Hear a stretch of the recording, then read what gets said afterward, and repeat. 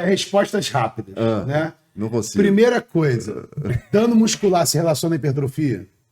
Diretamente, não, mas pode ser que sim. Pô, gostei. De repente. É tipo isso, então, de repente. Dano muscular existem diferentes tipos, né? O que a galera fala aí é mais um dano do pump, né? Você estuda o dano excêntrico. Ele teria relação com essa hipertrofia longitudinal, por exemplo? Esse é a questão. A hipertrofia muscular causada pelo treinamento excêntrico, ela normalmente é uma hipertrofia que ela acontece ao longo da fibra muscular.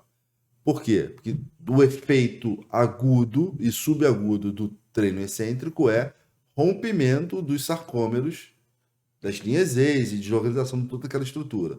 Quando se reorganiza, teoricamente, reorganiza adicionando sarcômeros em série. É tudo trabalho, tem alguns trabalhos mostrando o que acontece. Consequentemente, se aumenta o comprimento da fibra e aumenta, se for o caso, o comprimento do fascículo, aumentando a hipertrofia em série. O grande problema é que as pessoas não lidam com essa questão de hipertrofia em série. Só pensam de hipertrofia transversal, que a gente chama de paralelo. E aí, como consequência disso, não tem relação nenhuma. Mas tem relação com a hipertrofia. Tá vendo? Por isso que tem, mas não tem, porra.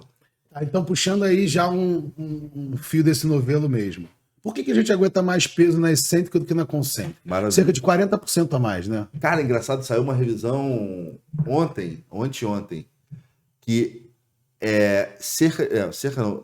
foi feito o levantamento, uma revisão sistemática publicada na Sports Med, se não me engano, mostrando que depende do grupamento, depende do movimento, mas a média é 1,41 para torque excêntrico acima do concêntrico. Então seria mais ou menos 40%. 40%, 41% acima. Isso para máximo, né? Para máximo.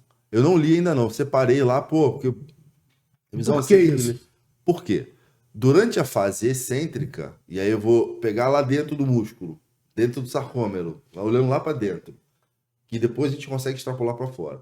Você tem estruturas, que tem uma relação que a gente chama de comprimento e tensão, foi lá da década de 60, 30 do século passado.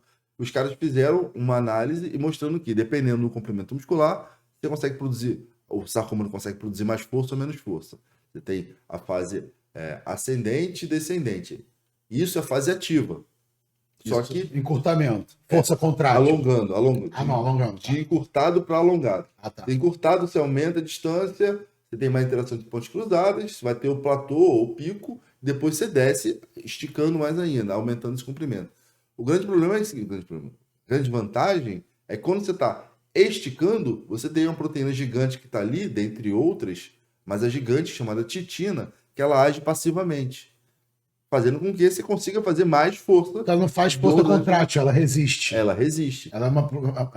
Consequentemente, porque os miofilamentos contráteis seria actina e miosina. E ele trabalha só na forma ativa, de encurtamento. Então eles só funcionam no encurtamento, no alongamento seria uma... Além, sim, isso eu estou falando do microscópio. Aí se a gente começa a botar no macroscópio, tem outros componentes elásticos que também trabalham. O sarcômero como um todo, ele funciona numa resistência elástica. Isso. E todo, aí você tem matriz extracelular, diversas outras estruturas que contribuem para aumentar a capacidade de força maior durante o alongamento ativo. E é engraçado que a gente tem menor ativação. Exato. Porque são menos fibras que resistem, você tem maior dano muscular. Exato. E esse dano pode se relacionar com a hipertrofia. Essa hipertrofia longitudinal, não a hipertrofia quem está acostumado a... Mas a hipertrofia longitudinal no músculo penado seria... Sim, aí acarreta indiretamente no aumento da tensão transversa do músculo. Entendeu? Então, essa história aí estudo do Damas diz que dano não tem relação nenhuma...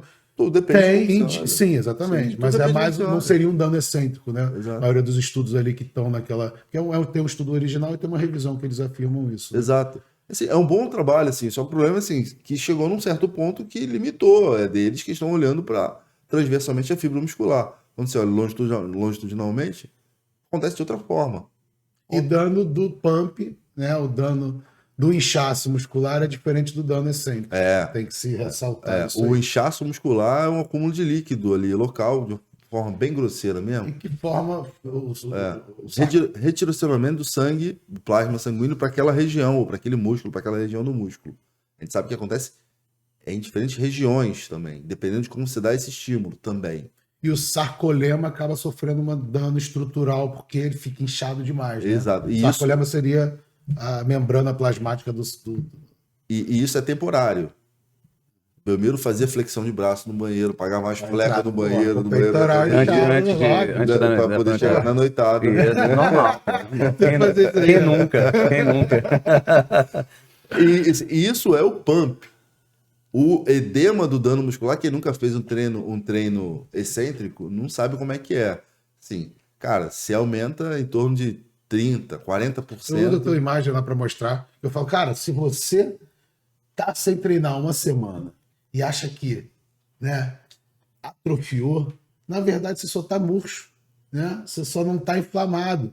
Você vai dar um treino, você já vai dar aquela enrijecida e aquela... Eu conhecia marombeiro que segurava uma semana para dar um treino bom e dar um pump maior do que ele tem tá acostumado. Pai pra noitar. Rolava isso. Tipo, Marombeira ou não?